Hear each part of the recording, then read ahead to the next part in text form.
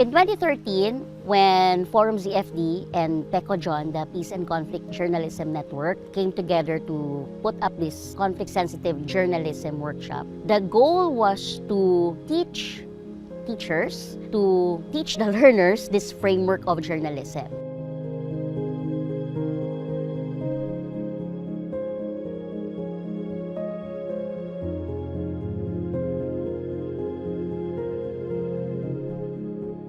Previously, may mga meetings with PECOJON, Peace and Conflict Journalism Network. They have this series of training on CSJ, more on media practitioners ang kanilang participants or audience.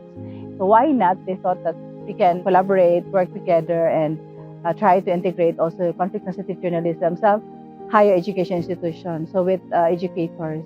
So because we have that experience, they have that framework, and then we try to conceptualize that project together.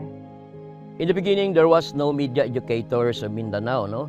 There were only teachers coming from many different schools, colleges, universities here in Davao to be trained on the framework of conflict-sensitive journalism. This framework is really about being sensitive to conflict. It's an approach to journalism that will really prevent you from falling into the traps of sensationalism, disinformation, all of that. It's like you're reprogramming how you do media. The basis of coming up with the CSJ tools, these are parang practice of the media, when they cover war, they usually focus on the war, the conflict. Nothing in the journalism school that talks about how to de-escalate conflict. By training this group of teachers, the CSJ framework, then the goal is to produce future graduates who will have the heart for conflict-sensitive journalism. It is very exciting and very promising. Of all the other professional organizations that I've been part of, I think MEM is the only one distinct kay nasa Mindanao na flavor. Forming the formation of the organization was very organic because we were so inspired by those 3 days that we were learning all of these principles. Oh wow, this is conflict. News reporting right now is very violent. So what can we do? Why not let's form a group? Let's formalize this collective of teachers and champion conflict sensitivity in journalism. Since I was part of the pioneering batch, I became also part of the working committee, doing some things like crafting our constitution and bylaws, all those things. Back in 2013, integration is the main goal. We will integrate that in journalism subject. But it went beyond that because we see the value of CSJ, not only for a subject, but also for the whole program. They started with several trainings on CSJ. They really saw the need to come together and learn from each other. Also to overcome this sense of competition between different teachers from different schools.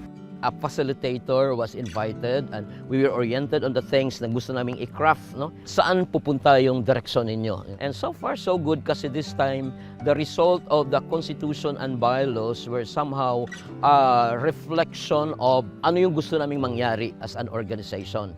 So it was really their way of becoming more of a community of practitioners pushing for CSJ. To me kasi, ang role dapat ng communication teacher is that we don't stop finding alternatives. In that way, ang mga students natin, nagkakaroon din sila, kumbaga, yung idea nila, mas nadadagdagan. It gives additional dun sa tinatawag natin na market of ideas.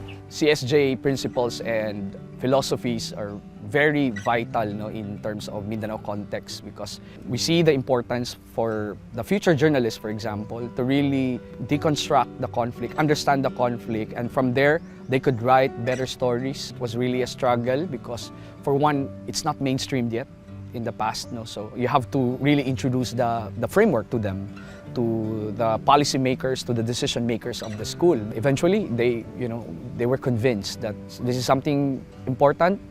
This is something that could help the program and the field as a whole. And I believe that it really will help us develop smarter, more critical thinking learners, consumers.